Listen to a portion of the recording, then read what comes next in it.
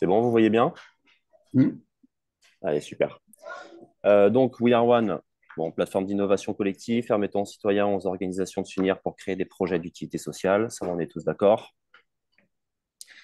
Euh, Peut-être que certains ne l'avaient pas encore vraiment vu, mais initialement, en tout cas, à un certain moment du développement du projet We Are One, je me suis rendu compte qu'effectivement, il y avait un projet qui était concomitant avec le ministère de la Défense et l'incubateur des mines qui avait été démarré, qui s'appelait Value Trust. Et donc, je me suis aussi beaucoup appuyé sur les écrits qui étaient sur Value Trust pour pouvoir continuer le projet. Et c'est ce qui m'a permis, entre autres, de me dire qu'on était sur une bonne voie et sur quelque chose d'intéressant. Donc, Value Trust, c'était le même système, créer une plateforme d'innovation collective pour tout projet, hein, pas que des projets à impact, puisque nous, on s'est spécifié dans les projets, spécialisé dans les projets à impact. Et la spécificité de cette plateforme, c'était effectivement de pouvoir générer de la confiance automatiquement grâce notamment à l'utilisation de la technologie blockchain.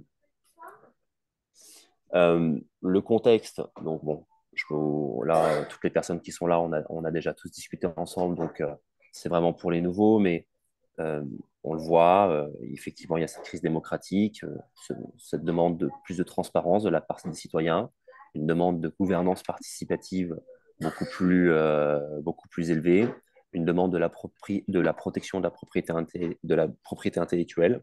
C'est vrai que la technologie blockchain répond et peut répondre à ces différents points de manière assez claire, donc c'est pour ça que ça nous a intéressés.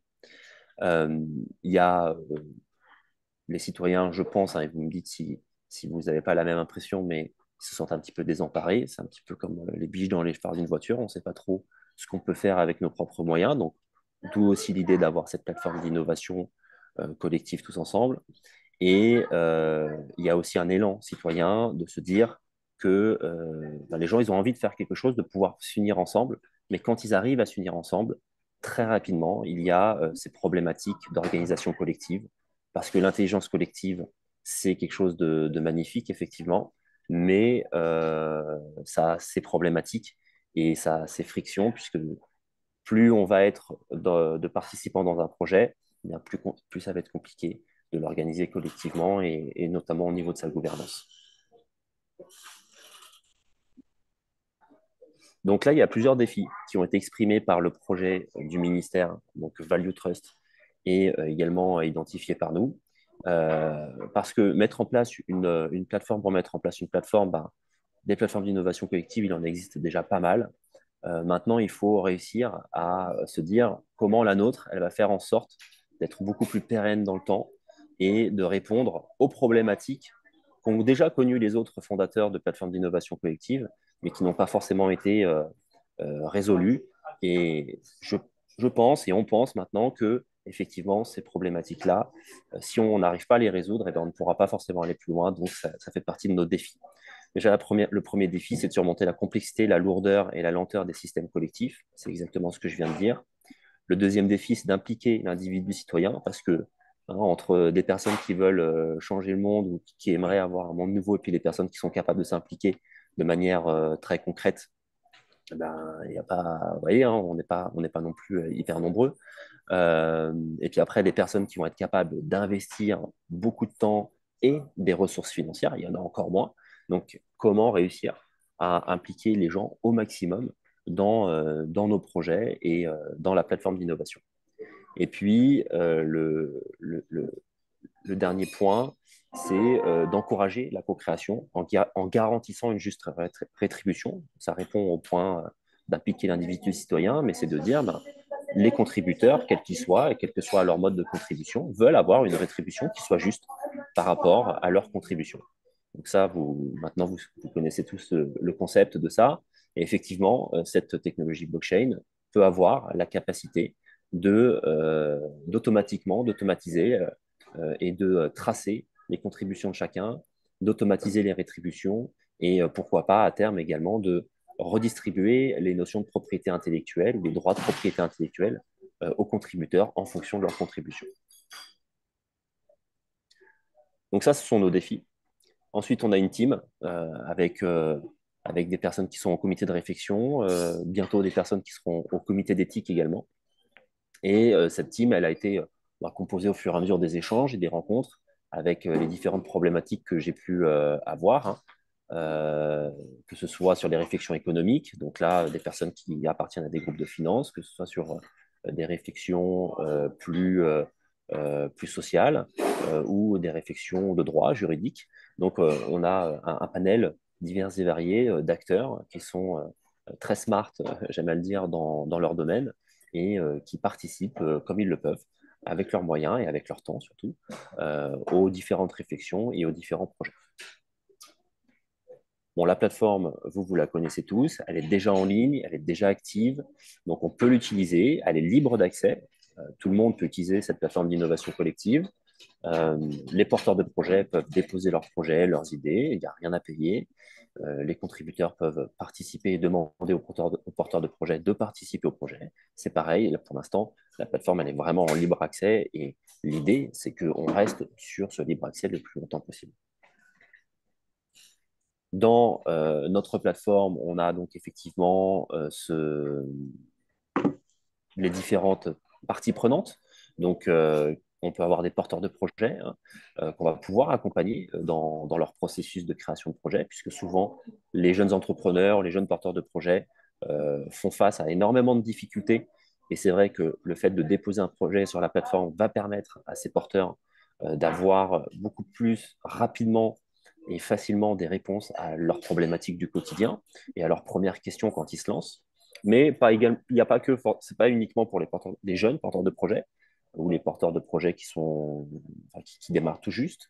C'est également pour les projets qui sont déjà en cours d'activité, qui génèrent déjà du chiffre d'affaires et qui peuvent utiliser la plateforme pour mieux gérer leur communauté. On a des entreprises qui commencent un petit peu à toquer à la porte et qui sont déjà très développés et qui disent bah, comment je peux valoriser l'innovation collective au sein de mon entreprise, comment je peux mieux engager les membres de mon entreprise euh, pour la participation aux différents projets de l'entreprise et autres. Et effectivement, cette plateforme, elle peut servir également à ça. Ensuite, on a les contributeurs. Alors là, les contributeurs, ben, c'est toute personne, quelle qu'elle soit, qui va vouloir contribuer à un projet à sa manière, soit avec du temps, soit de manière bénévole, soit de manière euh, sous forme de prestation, donc avec une rétribution, hein, une rémunération classique. Donc là, c'est notre travail de mise en relation. Et puis, il y a également les investisseurs et les financeurs. Donc, n'importe qui peut investir, en tout cas pourra investir dans la plateforme, hein, donc, tous les contributeurs et les porteurs de projets peuvent investir sur d'autres projets. Et puis, il y a également les financeurs. Donc là, c'est les entreprises dont c'est le métier et qui peuvent également effectivement venir. Soit ils pourront venir certainement au capital de We Are One, soit investir spécifiquement dans chaque projet qui sera lancé.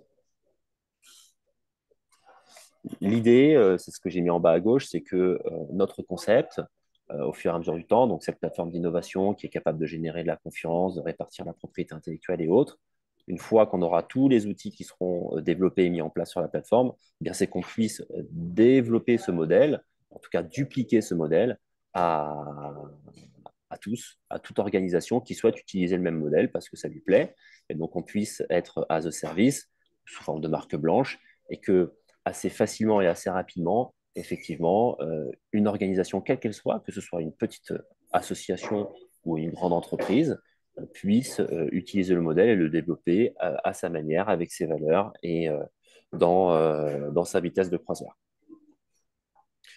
On a identifié trois piliers de fonctionnement qui sont essentiels, il me semble, pour le bon développement de la plateforme à terme. Donc, le pilier de confiance, effectivement, ça c'était la réponse de Value Trust, ce projet mené par le ministère de la Défense. Donc là, avec la technologie blockchain et pourquoi pas, effectivement, l'organisation sous forme de DAO. Donc là, c'est vers ça que nous, on se tourne, en tout cas chez We Are One. Ensuite, pilier économique. Donc là, c'est la résultante des réflexions autour du monde de la finance, hein, avec les différents systèmes qu'on peut avoir, la finance centralisée, la finance décentralisée, ou d'autres nouvelles formes de finance, comme l'éconologie, l'écobiologie. Il y a plein de nouvelles formes de finance qui apparaissent au fur et à mesure du temps et des réflexions. Donc, c'est à nous aussi d'être capables d'avoir ces bonnes réflexions et puis d'utiliser les bons outils au bon moment en fonction de notre niveau de développement. Et puis le troisième pilier qui semble essentiel à notre plateforme d'innovation, c'est le pilier des synergies et les mesures d'impact. Avec pas mal d'acteurs qui sont ici présents, on a quand même à chaque fois fait ce constat que finalement, on peut faire ce qu'on veut. Si on n'arrive pas à un moment donné à être capable de manière automatique et de manière rapide et fluide, sans avoir besoin de se creuser la tête, de connecter les projets entre eux, de connecter les différents écosystèmes entre eux, de créer des synergies, de, d'être capable de, de créer des partenariats, mais très rapidement, pour pouvoir mutualiser les coûts éventuellement, pour pouvoir créer des nouveaux services, pour pouvoir créer de nouvelles activités financières. Eh bien, tant qu'on n'aura pas ça, ce sera effectivement beaucoup plus compliqué de se développer et notre impact sera toujours limité. Donc ça, c'est une vraie problématique qui ne va pas être facile à résoudre. Il y a un projet qui a été déposé sur la plateforme qui s'appelle Nexus AI et qui a pour but de travailler sur cette question-là. Donc les projets de We Are One, là, on est sur la plateforme, effectivement. Euh, il y en a plein qui se déposent. Alors, j'ai reçu aussi pas mal d'autres projets que je n'ai pas pu accepter parce qu'ils n'étaient pas forcément bien formalisés, hein. On commence à en recevoir de plus en plus.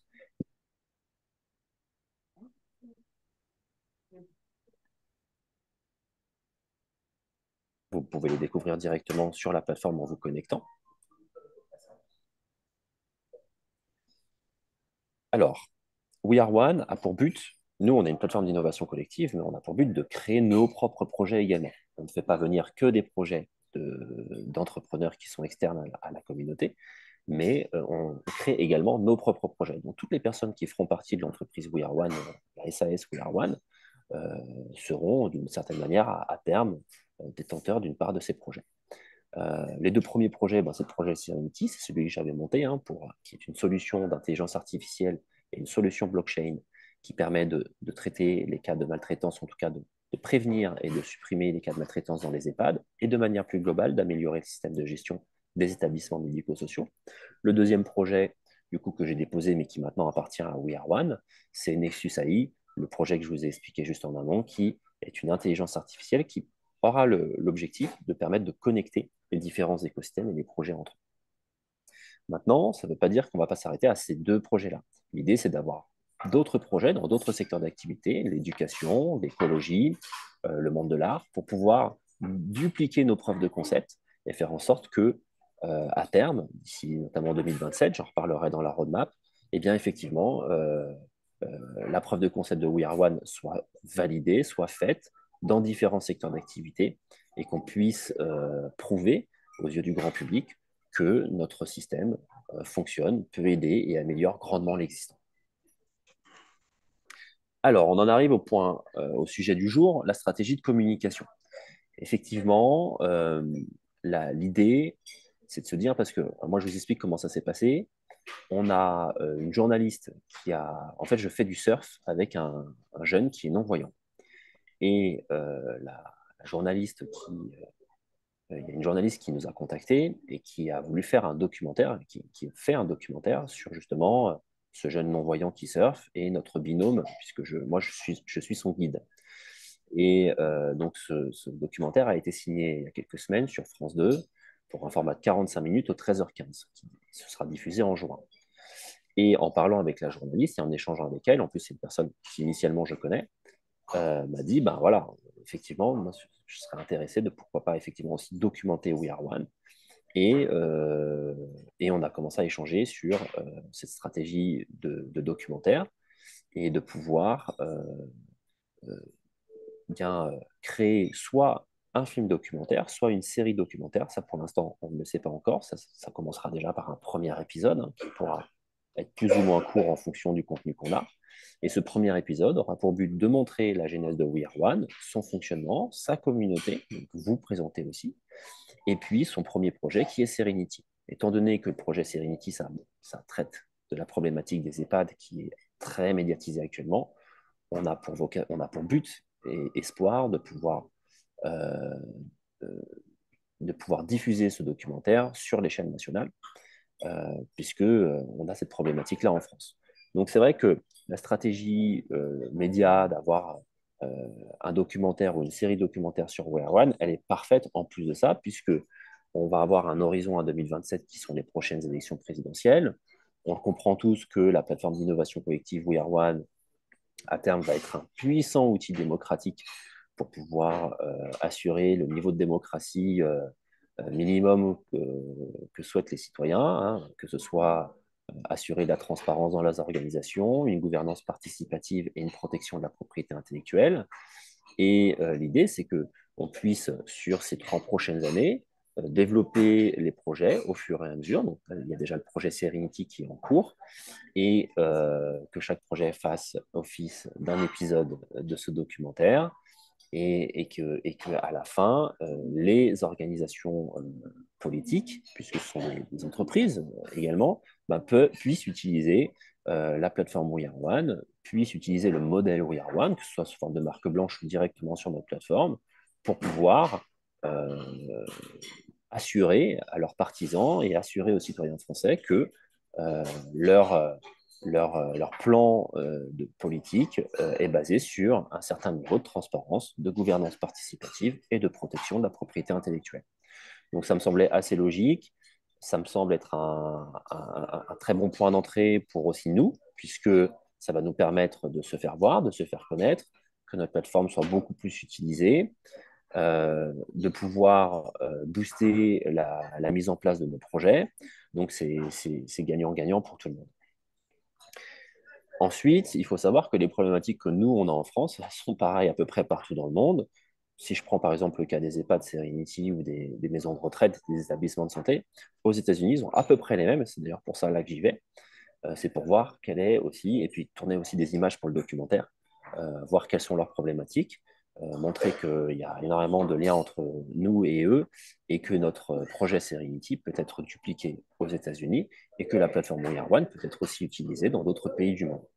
Euh, pour ceux qui ne le savent peut-être pas, je suis parti aussi au Sri Lanka cet été, et j'ai été assez rapidement contacté par différents jeunes partis politiques là-bas, qui essayent de sortir d'un état de dépendance lié à la corruption.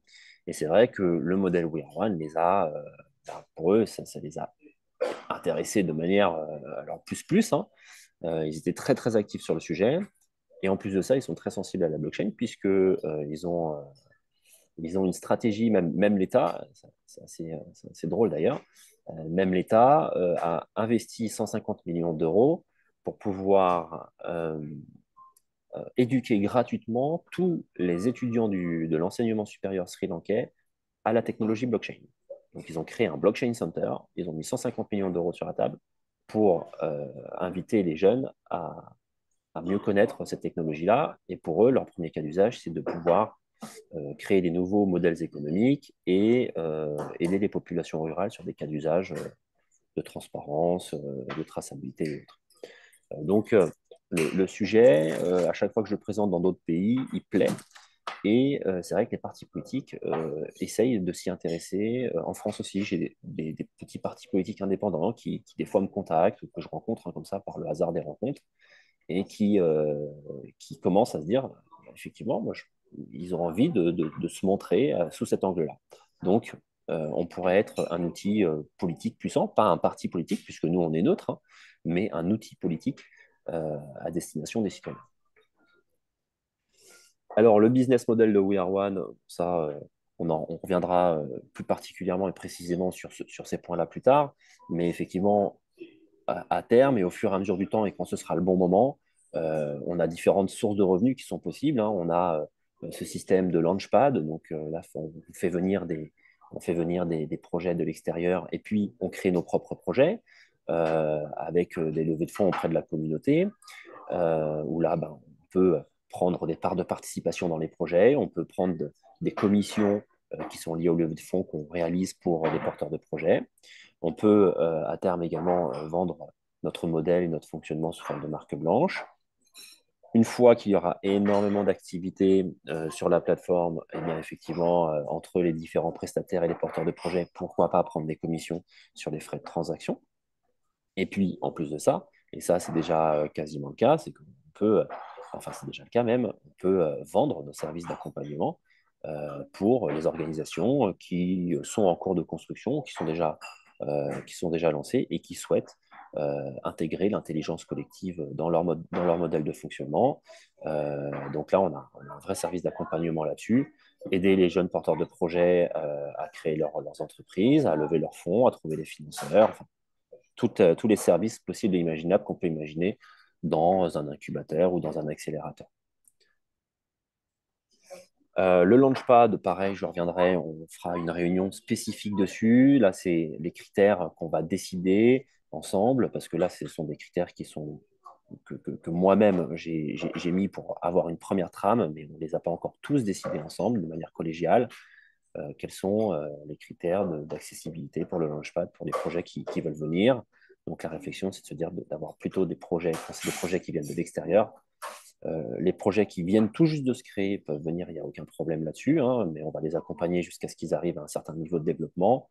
Pour les projets qui génèrent déjà du chiffre d'affaires, une certaine marge, et qui passent par notre audit, eh bien, cela, effectivement, on pourrait essayer de lever des fonds pour eux grâce à notre communauté. La roadmap, donc du coup, pour jusqu'à 2027-2028, donc là, c'est de continuer notre preuve de concept, de lancer cette série documentaire, d'avoir les projets qui se lancent au fur et à mesure. Donc, en 2024, premier épisode, actualisation et finalisation de la plateforme We Are One, lancement d'un projet qui serait lié à l'écologie et qui serait porté par We Are One. Donc, ça, c'est une réflexion aussi sur laquelle je vais vous solliciter, parce que des projets écologiques, j'en vois plein. Et moi, je ne suis pas spécialiste de l'écologie pour le coup. Et j'ai des idées, mais je pense qu'elles peuvent être largement améliorées. Donc, il faudrait qu'on puisse réfléchir peut-être ensemble à un projet écologique. Troisième trimestre 2024, là, ben, un autre épisode de la série We Are One.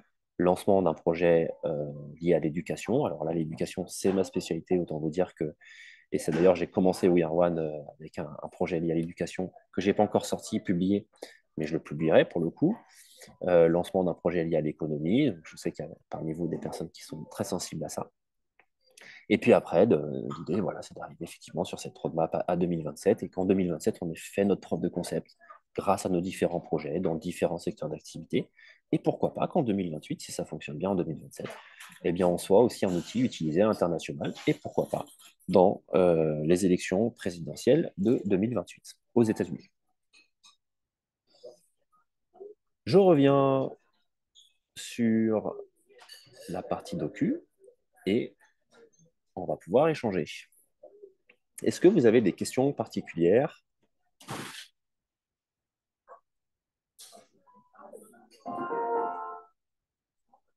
Alors là, j'entends plus personne. J'espère que je suis pas tout seul depuis longtemps. Ouais, ouais, c'est Christophe. Ah oui, ok, ça marche. Il y a un Ah, vol. il y a quelqu'un qui est dans un aéroport. Ah ben c'est moi, c'est moi. Ah, Je suis à l'aéroport. oui, merci Rubens. Moi, j'avais une question très pragmatique, enfin, sur un point particulier, sur la marque blanche. Oui. Euh, une question sur quand est-ce qu'il sera possible de proposer une marque blanche, notamment à des structures, qu'elles soient publiques ou privées. Oui. C'est-à-dire que Alors, voilà, à partir de quand on pourra proposer ce modèle? à ce jour, c'est déjà possible, mais les personnes auront uniquement, on va dire, une plateforme d'innovation collective de base. C'est-à-dire sans la, la tokenomie, le token de gouvernance, tu vois, la technologie blockchain qui vient générer cette confiance. Donc, on peut commencer à le faire, hein. De toute façon, je pense que les choses elles vont se faire progressivement. Euh, Maintenant, l'idée, c'est quand même qu'on ait un modèle qui soit ficelé parfaitement pour les personnes, facilement compréhensible aussi, qu'on est en train d'ailleurs de travailler sur le token de gouvernance avec Alain et les équipes activement. Euh, donc, voilà. Quand j'ai envie de dire, bah, dès qu'on a des personnes qui commencent à être intéressées, qui ont des projets qui en sont à ce niveau-là, pourquoi pas démarrer dès maintenant avec ce qu'on a déjà. Mais on ne sera pas encore dans la capacité de leur proposer le modèle complet de A à Z. Après, ça peut se faire dans la continuité, hein, et ça peut être nos premiers, effectivement, nos premiers clients, entre guillemets. Euh, donc, moi, j'ai envie de te dire dès maintenant. Et comme ça va peut-être aussi nous pousser à aller plus vite sur cette démarche-là. Donc, pourquoi pas. Mais en tout cas, Ok. pour créer une plateforme sous forme de marque blanche, ça, c'est possible dès maintenant, tout à fait. Merci. Moi, tu vois, je pense particulièrement, parce que nous, on a des jeunes projets, surtout pour l'instant, qui arrivent. On n'a pas encore de projets qui sont déjà très lancés sur la plateforme, à part Serenity. Donc, moi, tu vois, souvent, les projets, ils arrivent, ils vont faire leur marque directement sur notre plateforme. Ils n'ont pas besoin de marque blanche parce qu'ils ont juste leur logo, ils n'ont pas forcément encore de site internet ni rien. Mais effectivement, ces projets-là, dès qu'ils arrivent à un moment donné où ils ont envie d'avoir leur propre marque, leur propre site internet, c'est à ce moment-là où effectivement, on peut basculer et leur proposer le système de marque blanche pour déjà développer cette plateforme. Tout à fait. Ok. Merci.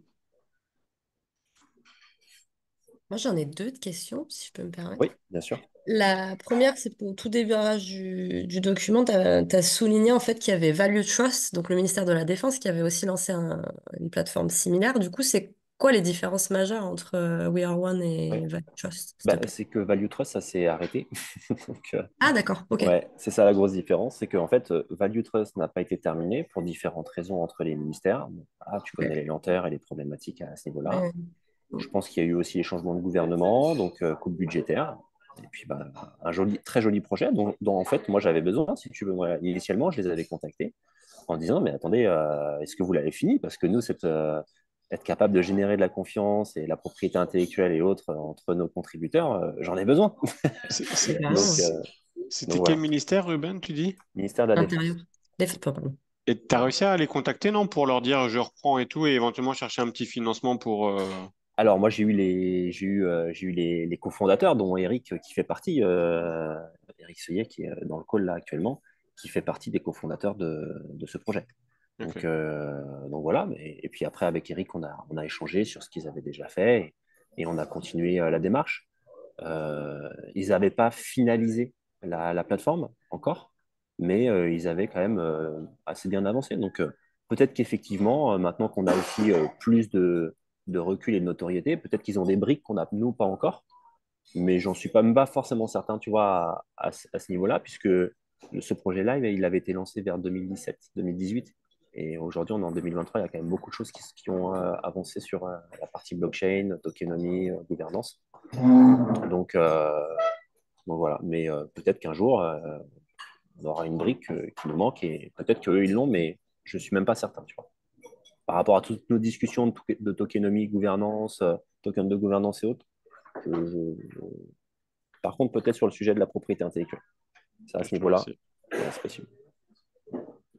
Et merci pour ta réponse. Et du coup, la deuxième question, elle est beaucoup plus globale et éthique par rapport à la visée politique. Enfin, c'est pas une visée politique, pardon, mais c'est un outil qui serait éventuellement utilisé comme outil politique.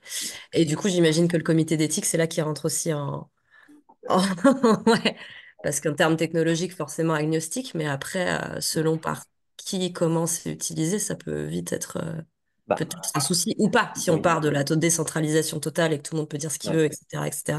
ouais. Bah, ça, c'est une réflexion que j'ai envie d'avoir avec vous, en fait, parce que Mm. moi-même, je n'ai pas la réponse absolue.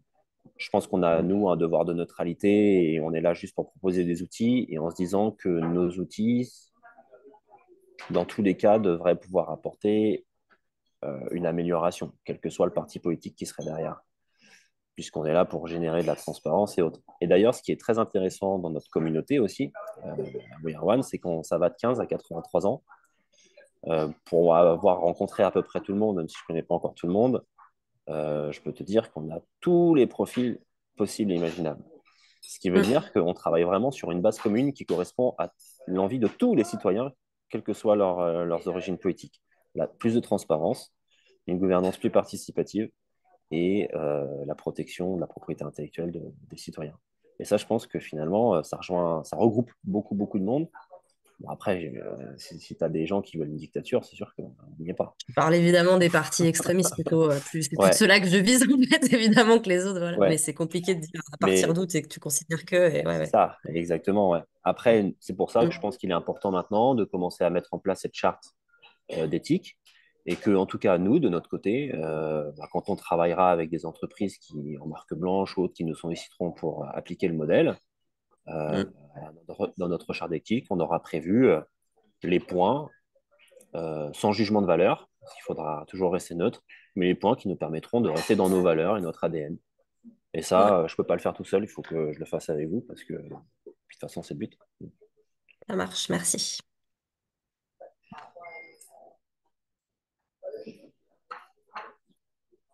Oui, Ruby, c'est Ouais. Stéphane, excuse-moi. Je trouve qu'il y a un truc vachement intéressant en t'écoutant, c'est que sur la ligne de communication, en fait, ça peut permettre une espèce de retournement dialectique par rapport à l'air ambiant, c'est-à-dire à tout ce qu'on raconte autour de l'intelligence artificielle, l'intelligence augmentée, etc., et de centrer toute une partie de la communication sur l'impact humain, Ouais. au-delà de l'impact technologique. Ouais. Il me fait un peu penser au retournement dialectique qu'on avait fait dans une ancienne boîte où j'ai travaillé sur le parce que je le vaux bien. Bon, ça n'a rien à voir comme sujet, mais en t'écoutant, je me dis finalement que le projet se démarque quand même beaucoup, non seulement par son intérêt technologique, mais sur l'impact humain, à la fois au travers de la nature des projets qui sont entrepris, et puis au travers des bénéfices et des impacts réels sur les communautés engagées dans We Are One. Mhm. Bah, je te rejoins à 100%, bien sûr. Et tu vois, par exemple, sur le projet Serenity, où on travaille sur cette technologie blockchain dans les EHPAD, l'IA dans les EHPAD et autres, bah, finalement, un des points, enfin, le point central derrière, même si on vient mettre en place des nouvelles technologies qui viennent assurer plein de choses, c'est quand même le moment où on rencontre les soignants, où on rencontre les directeurs des établissements en one-to-one ou en groupe, et qu'on leur explique comment ça fonctionne, qu'on les sensibilise, on est là pour générer cette confiance finalement d'humain à humain. Et les deux sont indissociables. Et ça, moi qui n'étais pas dans la tech avant, aujourd'hui, je me rends compte que la tech, c'est très bien. Mais à 50%, il doit y avoir aussi bien le côté tech que le côté humain, rapport humain, sensibilisation, accompagnement. Enfin, moi, je te rejoins à 100% hein, sur tous les points que tu as dit. J'ai vu une main levée de Cathy aussi, il me semble. Oui, oui, oui, pardon. Bonjour Cathy. Moi, j'avais plus une réflexion qu'une question. Enfin, disons que peut-être qu'il n'y aura pas la réponse, c'est ce que je voulais dire. Sur la question de cette, je dirais, organisation et de la gouvernance qui est en train de se construire, hein. Du coup, la question des objectifs et donc de cette visée politique, alors, moi j'avoue politique mais sociale, environnementale, écologique, voilà, donc on est quand même sur quelque chose de beaucoup plus large. Euh, c'est finalement à partir de cette dimension qu'on va construire la gouvernance. Et ma question est plutôt sur avant de construire cette gouvernance, effectivement, la question de la définition de ce qui est en commun, de ce qui est collectivement partagé, même si ça peut paraître très plutôt philosophique et bon, éthique, évidemment, etc. C'est aussi ça l'ADN, en fait. Donc, et on sent bien quelles sont les valeurs. Et c'est vrai que si elles ne sont pas écrites, elles peuvent permettre à des personnes en justifiant d'un impact positif, réel, tangible, qu'on peut évaluer, trois petits points, on peut se retrouver effectivement avec des comportements opportunistes qui vont de toute façon se mettre en œuvre. Donc en fait, moi ce que je trouve très très inspirant, c'est que il y a cette capacité effectivement à construire une autre forme d'organisation, une autre forme de gouvernance. Et c'est pour ça que je trouve le projet extrêmement, moi avec ma casquette de chercheuse, extrêmement inspirant, mais en même temps, on est dans l'acte, hein, le faire. Et, euh, et on sait très bien déjà que la question de la communauté, en fait, est essentielle puisque c'est elle qui va établir les règles. qui va construire, etc. Moi, j'avais juste envie de poser une question aujourd'hui. Rubin, la communauté, effectivement, il y a les parties prenantes très impliquées, puis après, il y a ce qui est gravite, si je puis dire, mais c'est pas péjoratif, hein. Gravitation a aussi des effets. Voilà. Aujourd'hui, actuellement, vous en êtes où je dirais du noyau jusqu'à des parties prenantes très impliquées, etc. Parce que, ou alors j'ai raté quelque chose, mais tu en parles pas vraiment de façon Ouais. explicite. Et là, c'est ma casquette de chercheuse, hein, c'est Ouais, pas. ouais, bien sûr, avec plaisir. Alors, sur la partie communauté, tu as, je pense, 20 personnes qui sont très actives, tu vois, que j'ai en contact très régulier. Et après, derrière, tu as à peu près 150 personnes qui sont, tu vois, sur le niveau 2. Euh, et après, derrière, ben, je les connais pas. C'est des gens qui connaissent, mais moi que je connais pas. Oh, c'est normal Voilà. parce qu'au-delà Ouais. de 200, on dit que c'est un Oui, peu. oui, non, mais après, voilà. Mais tu vois, on a un noyau dur d'à peu près une vingtaine de personnes, je pense. Je trouve que c'est déjà énorme dans un projet collectif d'avoir un noyau dur, vraiment. Tu vois, des personnes que je sais, je peux contacter à n'importe quel moment. J'ai des réponses qui sont assez rapides, qui me contactent aussi assez souvent. Ça, je trouve que c'est un très bon point. Et finalement, c'est ce noyau dur-là qui est le plus important. Oui, Parce oui, que oui. techniquement parlant, si on parle de technologie ou autre, qu'on soit, si on est 20 très actifs ou 500 pas du tout actifs, bon, ben, dans tous les cas, c'est les 20 les plus actifs qui vont faire le job, entre guillemets. Hein.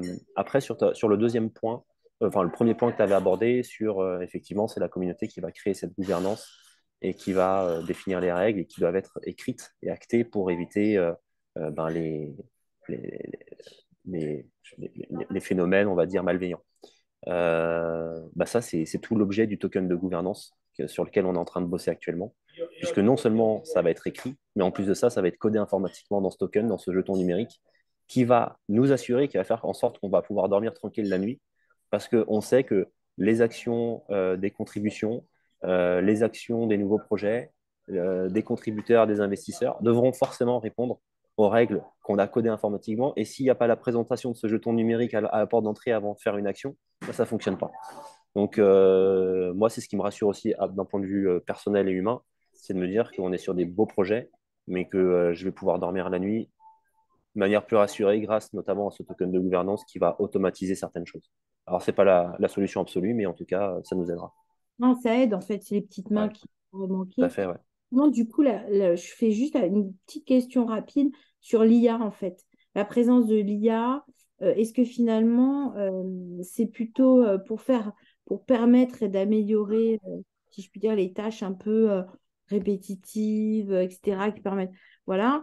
Et est-ce que c'est ça, en fait, l'objectif premier? Parce que j'ai cru comprendre que c'était Ouais. ça. Alors, Il y a d'autres.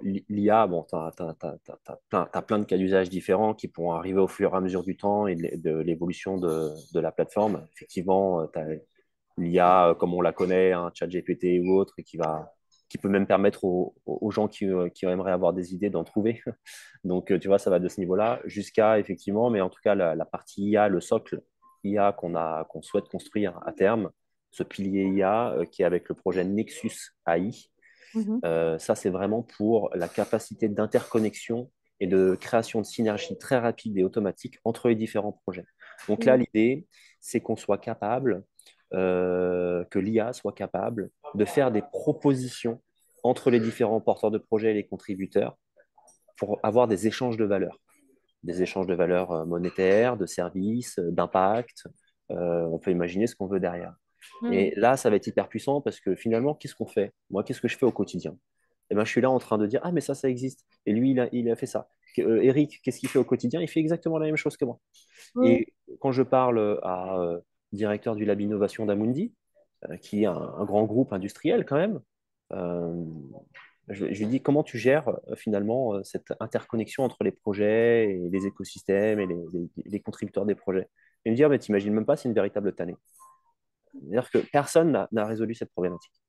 Et tant qu'on n'arrivera pas à avoir cette capacité de connexion très rapide entre les porteurs de projets, les projets, leurs valeurs, leur impact, leur mode d'économie, mutualiser les coûts, parce qu'il y a plein de gens qui veulent faire la même chose, qui font la même chose, qui développent les mêmes coûts, enfin, qui dépensent les mêmes coûts, et puis au final, qui arrêtent. Donc, je pense que quand on arrivera à ce projet Nexus AI, là, ça peut être incroyable, effectivement, mais ça va être un gros travail parce que même j'ai audité énormément de boîtes data IA pour pouvoir nous accompagner sur le projet. On est encore un chouïa en avance par rapport à ce qu'on peut faire et ce qui est rapidement faisable. Donc voilà, ça demande quand même un gros travail de fond. Ok. Avant de répondre aux autres questions, je vois juste l'heure qui déroule un petit peu. N'hésitez pas, hein, si vous faites partie de la communauté, si vous avez des idées, si vous avez des retours d'expérience, si vous avez des projets en cours ou des idées de projets et que il vous semble que c'est intéressant de les partager au sein du documentaire, c'est maintenant parce que c'est en ce moment que je suis en train de donner à la journaliste toutes les personnes pour pouvoir faire des interviews ou toute activité de reportage. Moi, je pense à Linda, le jour où elle voudra nous parler de son projet EcoShift, qui est incroyable, la traçabilité du cacao en Thaïlande. Enfin, il y a plein de choses qui sont incroyables, donc n'hésitez surtout pas, quoi. Ruben, si je peux poser une question, s'il te plaît, très courte, sur ChatGPT, que tu viens de mentionner, quelles sont les conditions d'utilisation aujourd'hui pour un opérateur comme toi? Est-ce qu'il n'y a pas un risque, alors évidemment, après, qu'est-ce qu'on fait de ce risque, hein? Est-ce qu'il n'y a pas un risque de cannibalisation, soit financière, soit cognitive derrière?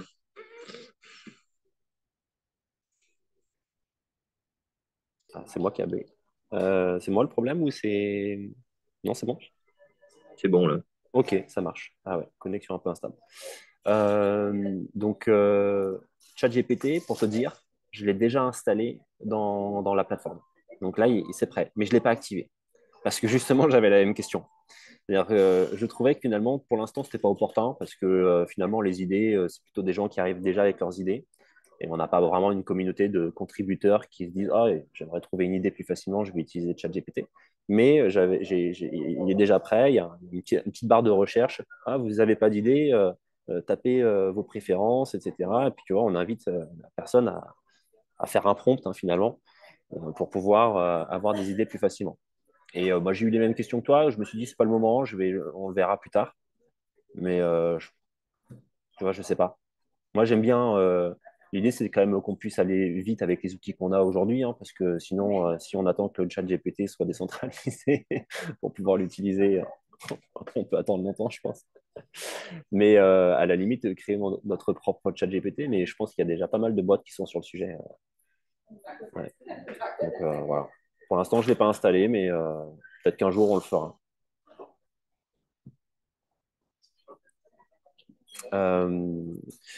Je vais Valérie Lemann.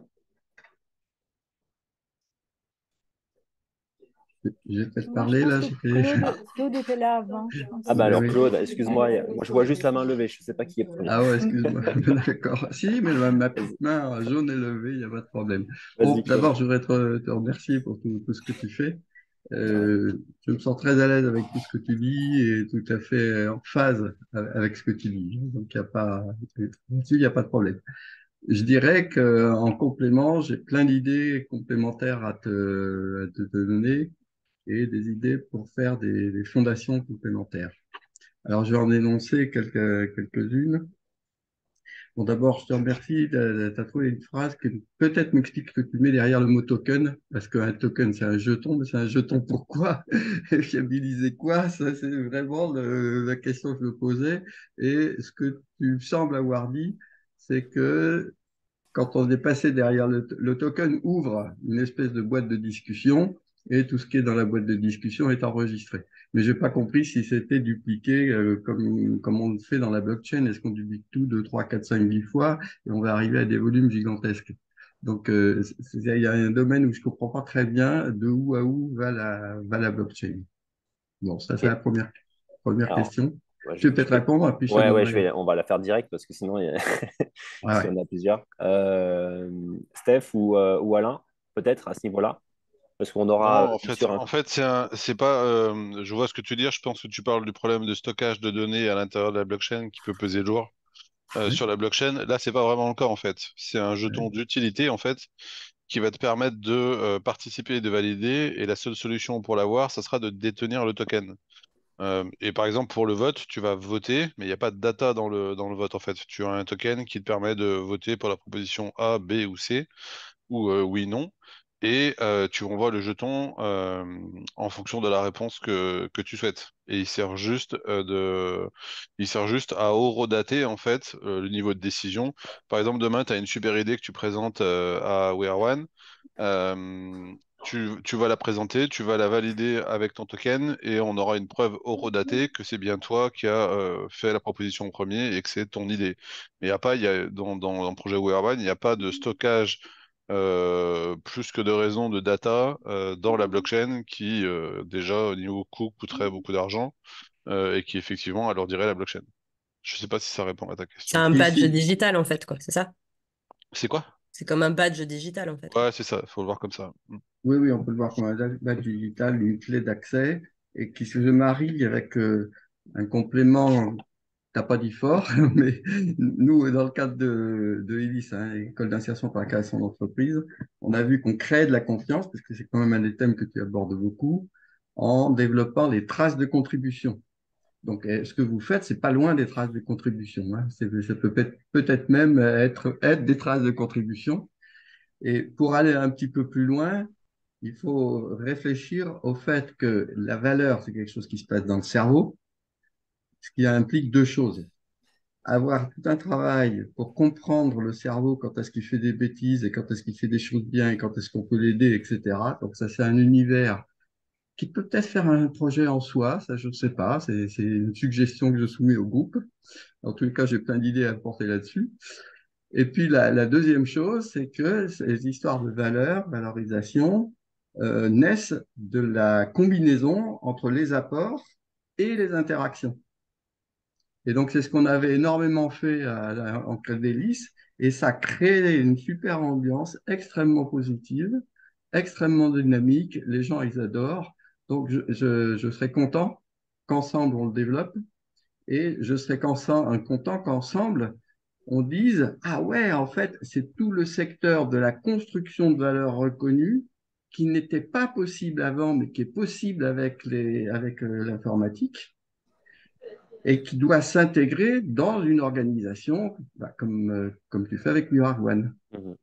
Bah, bon, on a déjà énormément discuté de ce projet ensemble, hein, Claude. Oui, bien Effectivement, sûr.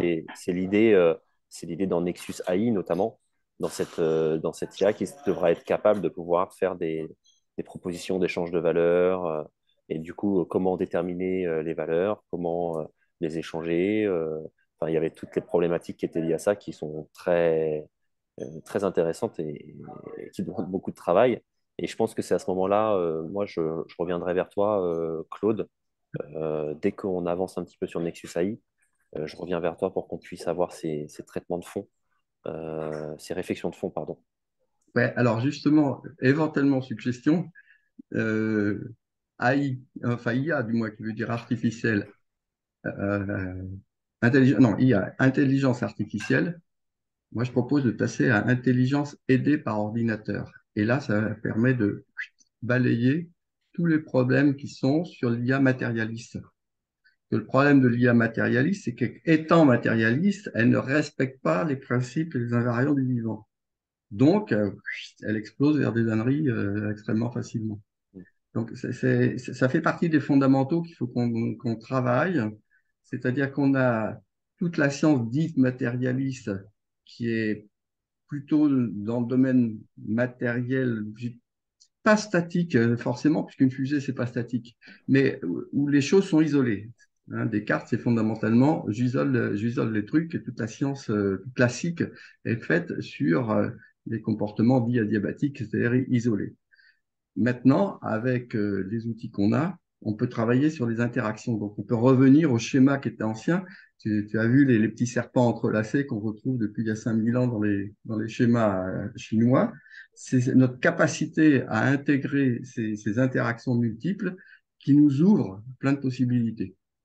Ouais, Et ça, bah, je te rejoins. Alors, c'est des sujets qui sont un peu longs et lourds des fois à comprendre, mais on en a discuté pas mal. Effectivement, je te rejoins. Je pense que ça demandera effectivement ben, même un call avec la communauté aussi pour pouvoir. Mais il Voilà. faudra qu'on prévoie de manière hyper claire et simplifiée pour qu'on puisse avoir un axe de travail concret derrière aussi sur toutes ces idées qui sont Voilà, géniales. parce que comme tu Euh, dis, c'est concret. je te Je sais coupe, pas, Claude. peut-être. Je suis désolé, Claude, je te coupe parce qu'il est déjà 13h. Ah bon, d'accord, Je ok. sais qu'il y a des gens qui vont devoir partir. Mais Voilà, t'inquiète pas, ton alors, je idée, vais elle est rebondir là. juste par un mot-clé. Euh, Cathy Veil parlait des communs. On va pouvoir inventer les communs turbo. Et j'aimerais qu'on en fasse un sujet, parce que ça, c'est un vrai sujet. C'est-à-dire que les communs, classiquement, sont très longs, et c'est exactement ce que tu as dit dans ton texte. Et aujourd'hui, on peut passer au commun turbo, c'est-à-dire des trucs dans lesquels ça va vite, et donc ça peut devenir interactif avec la vie courante.